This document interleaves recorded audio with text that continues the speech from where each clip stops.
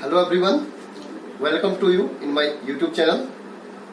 आज मैं आपके लिए जो वीडियो लाया हूँ वो मेरा जो टॉपिक होगा relation between electric current and drift velocity, वैद्युत धारा तथा अनुगमन वेग में संबंध। यह बहुत ही इंपॉर्टेंट टॉपिक है और बराबर परीक्षाओं में पूछा जाता है। तो इसको सॉल्व कैसे किया जाएगा, इस डेरिवेशन को कैसे निकाला जाएगा, ये आज मैं आपको बताने वाला हूँ। तो जो टॉपिक है वैद्युत धारा तथा अनुगमन वेग में संबंध, relation between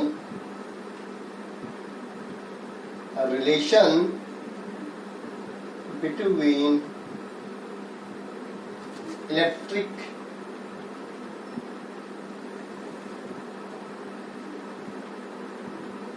current and drift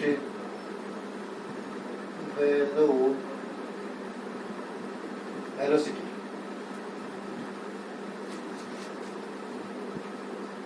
ठीक है,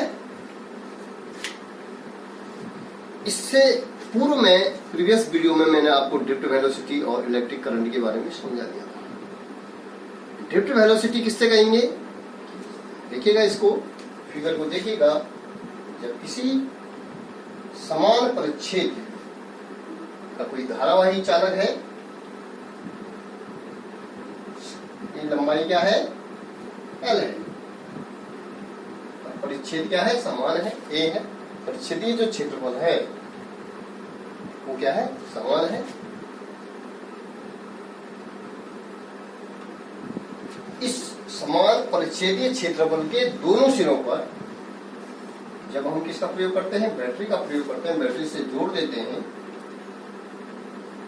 ठीक है, इसका पॉजिटिव टर्मिनल को हमने ए से जोड़ा और नेगेटिव टर्मिनल को इससे जोड़ा, बी से जोड़ा। तो इन दोनों सिरों में क्या हो गया, विभवांतर स्थापित हो गया।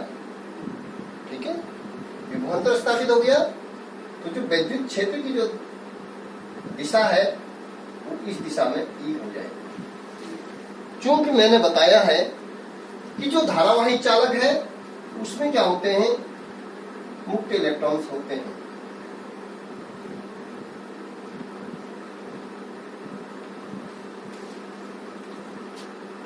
विद्युत क्षेत्र की अनुपस्थिति में, मतलब जब हमने धारावाही चालक पर क्या नहीं जोड़ा, बैटरी नहीं जोड़ी थी, तो उससे पूर्व जो धातु के भीतर मुक्त इलेक्ट्रॉन होते हैं वो एक इलेक्ट्रॉन गैस की भांति क्या करते हैं, काम करते हैं। मतलब ये विभिन्न दिशाओं में अनियमित रूप से क्या करते हैं, गति करते हैं और वहां वो किससे, धनायनों से टकरा करके इनका क्या होता है, ऊष्मीय वेग बढ़ता है। ठीक है, ये मैं पहले समझा चुका हूं। अब हम किसकी बात कर रहे हैं, अनुगमन वेग की, कि मतलब जब किसी धारावाही चालक के सिरों के बीच बैटरी को जोड़ा जाता है तो हमने इनके बीच क्या कर देते हैं, विभवांतर स्थापित कर देते हैं। तो विभवांतर स्थापित करने के बाद जो मुक्त इलेक्ट्रॉन्स होते हैं वो त्वरक विभव की दिशा में औसत वेग से गति करते हैं।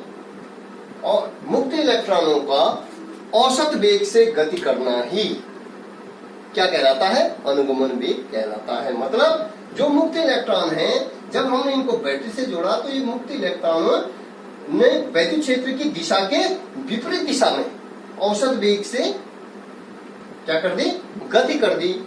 ठीक है, तो यही जो औसत मुक्त इलेक्ट्रॉनों का जो औसत वेग है वही औसत वेग क्या कहलाता है, अनुगमन वेग कहलाता है। और वही जो मुक्त इलेक्ट्रॉनों का अनुगमन वेग हम उसको किससे प्रदर्शित करते हैं, Vd से प्रदर्शित करते हैं। ये आपको क्लियर है। अब हमने निकालना है कि हमने कहा कि जब किसी चालक तार को हमने बैटरी से जोड़ा, ठीक है, तो बैटरी से जोड़ने पर इस चालक तार के प्रत्येक बिंदु पर विद्युत क्षेत्र की तीव्रता क्या है, E है। क्योंकि इसके बीच हमारे विभवांतर हमारा क्या है, V है। दोनों चालक के सिरों के बीच विभवांतर क्या है, V है। तो हम कहेंगे कि इस चालक तार के प्रत्येक बिंदु पर जो विद्युत क्षेत्र की तीव्रता हो जाएगी वो हो जाएगी V/L। ये हम पहले पढ़ रहे हैं। दूसरा, इस चालक समान परिच्छेदीय क्षेत्रफल वाले चालक तार में t समय में जब आवेश प्रवाहित किया जा रहा है, समान परिच्छेद क्षेत्रफल वाले तार में t समय में प्रवाहित आवेश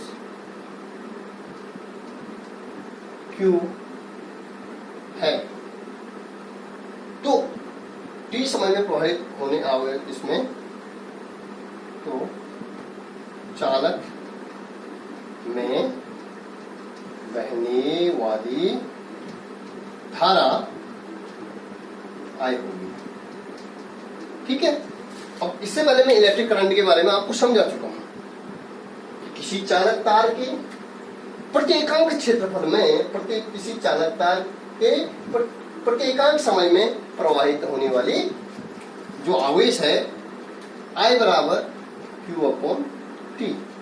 मतलब किसी चालक तार के या किसी परिच्छेदीय क्षेत्रफल वाले तार के प्रत्येकांक समय में प्रवाहित होने वाले आवेश की मात्रा को हम क्या कहते हैं? वैद्युत धारा कहते हैं। ठीक है, जिसको हम क्या कहते हैं? 1 एम्पियर धारा प्रत्येकांक समय में जो धारा प्रवाहित हो रही है वो किसके बराबर होगी? 1 एम्पियर की। ये हम वैद्युत धारा का आपको पढ़ा चुके थे, समीकरण नंबर आप 2 इसको कहेंगे। ठीक है, अब आप देखेंगे कि t समय में, चूंकि जो ये चालक तार है, इस चालक तार में हम मानते हैं, चालक तार में हम जो है 30 सेकंड में इसको निकालते हैं कि मुक्त इलेक्ट्रॉनों द्वारा t समय में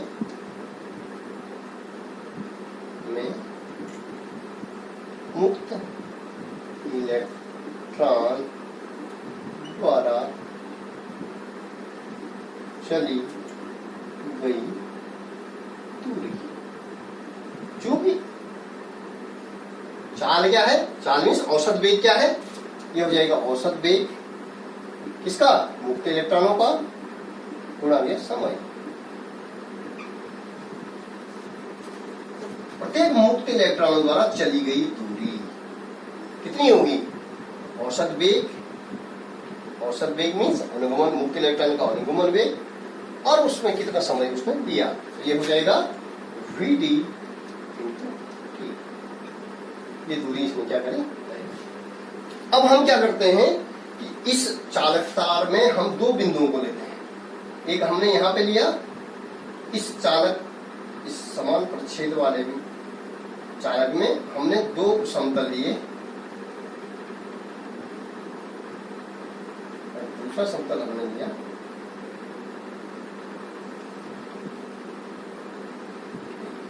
जिसको हमने नाम दिया P और Q। ठीक है, जिसकी आपस में दूरी है VDT। VDT दूरी पर हमने 2 समान समतल लिए, इसमें P और Q।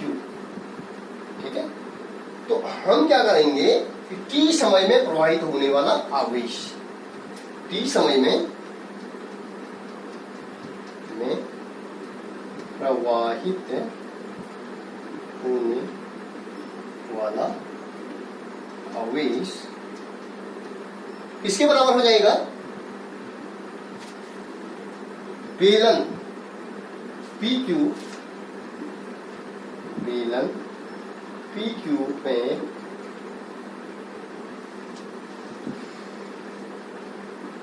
कुल इलेक्ट्रॉनों पर आवेश की मात्रा। आप समझ रहे होंगे बच्चों, मैंने कहा कि t समय में इस चालक में प्रवाहित होने वाला जो आवेश होगा वो किसके बराबर होगा?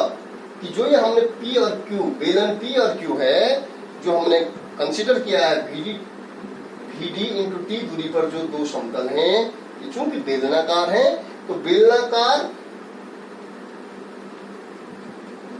जो बेलन है, बेलन का जो कुल इलेक्ट्रॉनों का जो आवेश होगा वो आवेश क्या होगा, t समय में प्रवाहित होने वाले आवेश की मात्रा के बराबर होगा।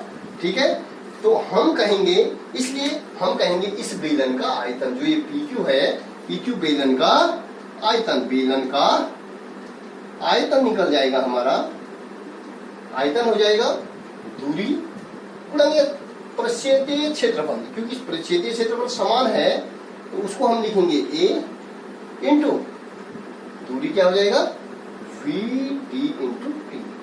ये हमारा जो हो जाएगा AVD इंटू T। ये आपका क्या हो गया, मतलब इस बेलन का क्या हो गया, आयतन निकाल गया, जो PQ बेलन हमने निकाला। पर ठीक है, माना अब हमने करना है कि मानते हैं हम लोग कि माना इस बेलन में, मतलब माना बेलन में, इस बेलन में मुक्त इलेक्ट्रॉनों की संख्या n है। माना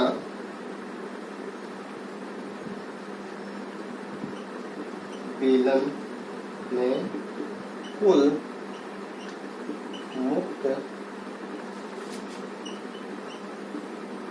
इलेक्ट्रॉनों की संख्या क्या है, मुक्त इलेक्ट्रॉनों की संख्या n है।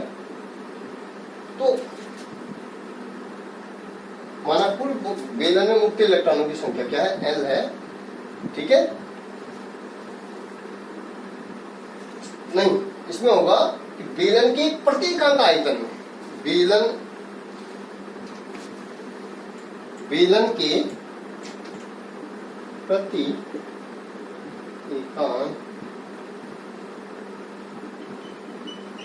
आयतन में कुल मुक्त इलेक्ट्रॉनों की संख्या क्या हो जाएगी, n है। बेलन के ये जो धारावाही चालक तार है, क्योंकि ये बेलनाकार है, तो इसके प्रति एकांक आयतन में मुक्त इलेक्ट्रॉनों की संख्या n है। तो इस बेलन में, बेलन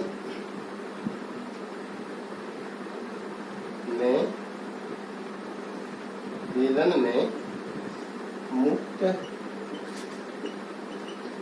इलेक्ट्रॉनों की संख्या, जिसको हम कहेंगे n, मुक्त इलेक्ट्रॉनों की संख्या n बराबर हो जाएगा n A V D into T। समझ में आ गया? ये हो जाएगा कि मुक्त, इस बेलन में मुक्त इलेक्ट्रॉनों की संख्या कब, जब हम कह रहे हैं कि इस धारावाही चालक के प्रति एकांक आयतन में मुक्त इलेक्ट्रॉनों की संख्या n है।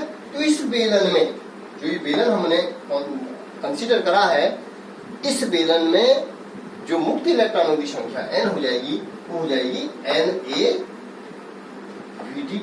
क्योंकि आयतन, इस बेलन का आयतन क्या था, AVDT, और हमने इसको जो है n से क्या कर दिया, गुणा कर दिया। तो इतनी जो है मुक्त इलेक्ट्रॉनों की संख्या इसमें होगी। अब हम निकाल रहे हैं आवेश। अब हमने निकालना है माना t समय में चालक तार में प्रवाहित आवेश हो जाएगा Q बराबर यानी t समय में चालक तार में प्रवाहित आवेश क्या हो जाएगा, Q बराबर Ne। चूंकि मुक्त इलेक्ट्रॉनों पे, चूंकि मुक्त इलेक्ट्रॉन्स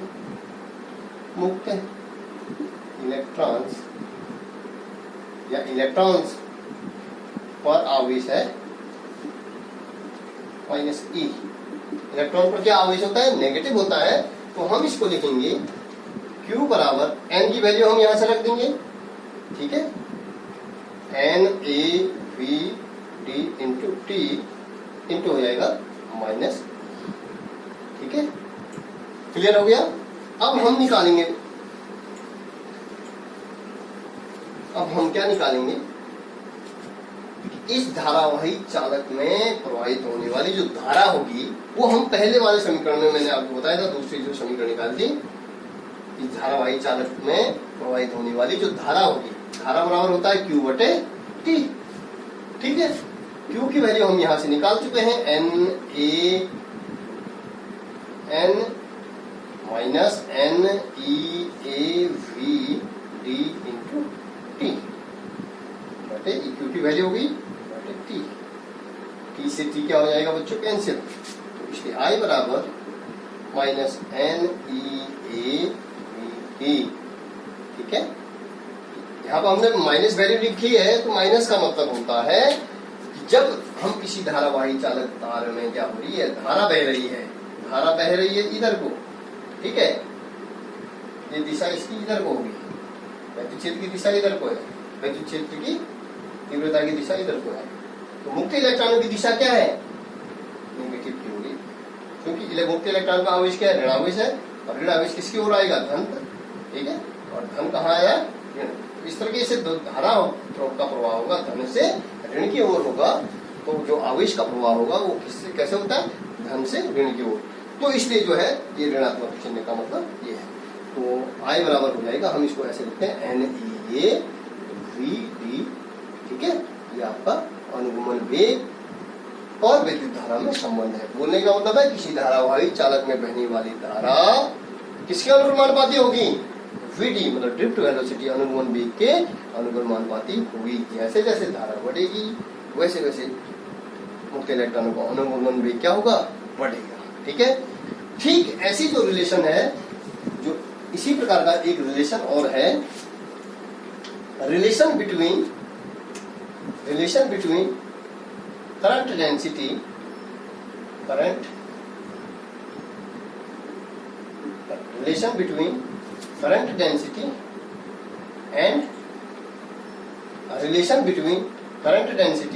एंड ड्रिफ्ट वेलोसिटी। एक संबंध ये है, चूंकि हम पढ़ चुके हैं J बराबर I अपॉन, मतलब एक समान धारा में रखे किसी पृष्ठ, एक समान धारा में रखे किसी पृष्ठ के, एक समान धारा है और ये माना एक क्षेत्र का पृष्ठ है, एक समान धारा में रखे किसी पृष्ठ के अभिलंबवत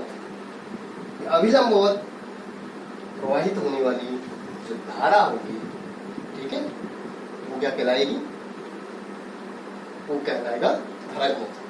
क्या कहेंगे, किसी पृष्ठ के प्रत्येकांक क्षेत्रफल पर, किसी पृष्ठ के प्रत्येकांक क्षेत्रफल पर अभिलंबवत गुजरने वाली धारा होगी, उस धारा को हम क्या कहेंगे, धारा घनत्व कहते हैं। ठीक है, J बराबर होता है I अपॉन A, और चूंकि I की धारा हमने अभी निकाली अनुगमन वेग के संबंध में, तो अनुगमन वेग और विद्युत धारा में संबंध मैंने निकाला था, I की वैल्यू थी I बराबर NEAVD